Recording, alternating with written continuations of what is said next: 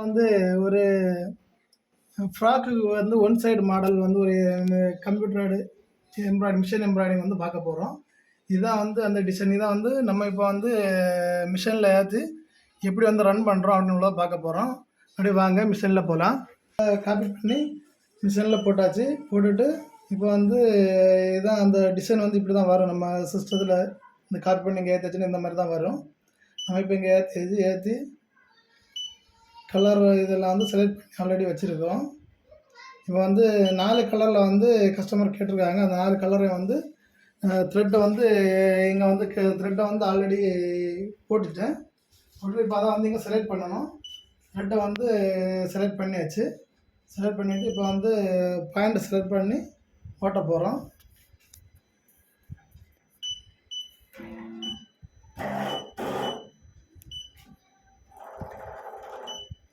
இது எதுக்குன்னா நம்ம ஒரு பாயிண்ட் வச்சு தான் ஒர்க்கு ஸ்டார்ட் பண்ண முடியும். அதுக்காக தான் இந்த பாயிண்ட்டை செட் பண்ணுறது. நான் இப்போ வந்து பாயிண்ட்டை செட் பண்ணிவிட்டேன். இப்போ வந்து மிஷினை வந்து ஆன் பண்ணி விட போகிறேன். ஒரு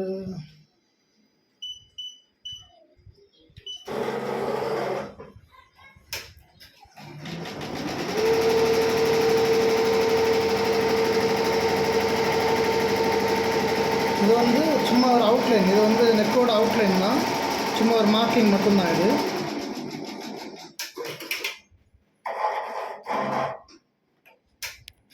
இது வந்து டிசைன் பண்ணுவோம்.